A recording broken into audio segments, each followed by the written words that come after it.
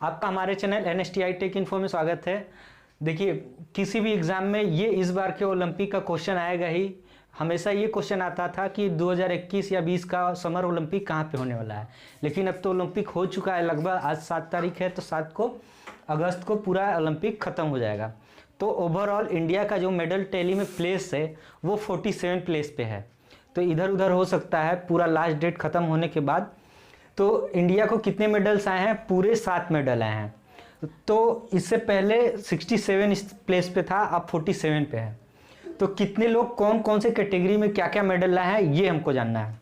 क्यों जानना है? देखिए कि ये सब इन लोग के बारे में तो आएगा ही आएगा क्वेश्चन, चाहे आप किसी भी एग्जाम में ले लें। 1 साल बाद 2 साल बाद तक ही आएगा, क्योंकि ये इतना इम्पोर्टेंट हो जाता है इस बार का थोड़ा, क्योंकि पिछली बार इंडिया का उतना अच्छा प्रदर्शन नहीं था, इस बार थोड़ा प्रदर्शन अच्छा हुआ है ओलंपिक्स में। पहला मेडल हमारा आया है मीराबाई चानू। मीराबाई चानू किस जगह की रहने वाली है? सबसे पहले तो यही क्वेश्चन आ जाएगा।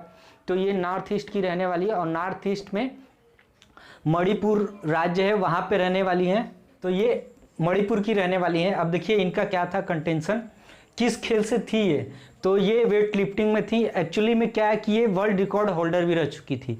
तो क्लीन एंड जर्क में इन्होंने 119 किलो का उठाया था वेट, लेकिन क्या हुआ कि लास्टली ये 116 किलो उठा पाई, इस वजह से इनको सिल्वर मेडल आया। तो सबसे पहला मेडल सिल्वर मेडल आया था मीराबाई चानू के द्वारा।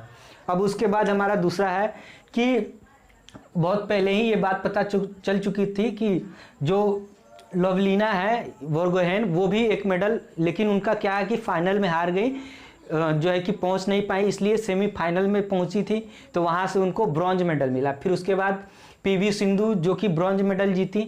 उसके बाद इंडियन हॉकी टीम है, वो भी ब्रॉन्ज मेडल जीती। अब उसके बाद रवि कुमार दहिया जो कि हरियाणा के रहने वाले हैं, तो हरियाणा के रहने वाले हैं दहिया, इन्होंने क्या हुआ कि फाइनल में हार गए थे। किस देश के खिलाड़ी से हार गए थे? तो ये भी बहुत इंपॉर्टेंट होगा। तो ये हारे थे, एक जो है कि कजाकिस्तानी प्लेयर थे, रसिया या उसी कुछ कंट्री टाइप का है, वहीं का रहने वाले थे। तो वहाँ से इनका जो फाइनल मैच था वो हार गए थे, इसलिए इनको सिल्वर मेडल ही मिला। लास्टली क्या है कि बजरंग पुनिया जो है कि 7 अगस्त को एक मेडल जीते, लास्ट में ब्रॉन्ज मेडल। उसके बाद जो सबसे इम्पोर्टेंट मेडल है वो नीरज चोपड़ा का गोल्ड मेडल। तो नीरज चोपड़ा का जो गोल्ड मेडल है वो जवलिन थ्रो में आया था, और ये रवि दहिया और बजरंग पुनिया ये दोनों लोग कुश्ती से हैं। तो कुश्ती में भी 2 तरह का कुश्ती होता है, एक होता है फ्री स्टाइल कुश्ती। तो हमारे देश में फ्री स्टाइल कुश्ती ही होता है, तो इसलिए ये दोनों फ्री स्टाइल कुश्ती। ये भी क्वेश्चन आ जाता है कि कौन से कुश्ती में थे, तो फ्री स्टाइल कुश्ती में थे। अब देखिए ये नीरज चोपड़ा है, तो इन्होंने 87 पॉइंट समथिंग यानी 5-3 या 4-3 का जवलिन थ्रो फेंका था। तो ये जो है कि इस बार के विजेता गोल्ड मेडल। तो इस बार भारत का कितना है पूरा मेडल? 1 गोल्ड मेडल है, 2 सिल्वर मेडल है, और कितना है 4 ब्रॉन्ज मेडल है। ठीक है, 4 ब्रॉन्ज। इस तरीके से पूरा भारत का कितना मेडल आया था? 7। तो 7 मेडल के साथ पूरा भारत 47 प्लेस पे था। 1-2 प्लेस इधर उधर हो सकता है क्योंकि डाटा है। अब देखिए ये सारे लोग जीते। अब कई सारे ऐसे प्लेयर थे जो कि सेमीफाइनल में नहीं जगह बना पाए और हार गए। तो इन सब का स्टेट याद रखना है कि इनका स्टेट मीराबाई चानू का मणिपुर है, और ये हॉकी टीम का तो जो कैप्टन है उनका जो होम प्लेस है वो हरियाणा है। उसके बाद PV सिंधु है, तो PV सिंधु जो है कि हैदराबाद का है। अब लवलीना है, ये जो है असम की है। रवि कुमार दहिया और बजरंग पुनिया ये दोनों लोग भी हरियाणा के। नीरज चोपड़ा भी, मतलब पूरे देश में सबसे ज़्यादा मेडल लाने वाले लोग कहाँ से थे? तो वो हरियाणा से थे। इसके अलावा भी हरमनप्रीत कौर थी जो कि हरियाणा की थी, और भी कई सारे प्लेयर थे। तो इन 7 लोगों का नाम और कौन सा मेडल जीते ये पक्का आएगा। अब देखिए 2020 में होने वाला था ओलंपिक, लेकिन कोरोना के कारण 2021 में हुआ।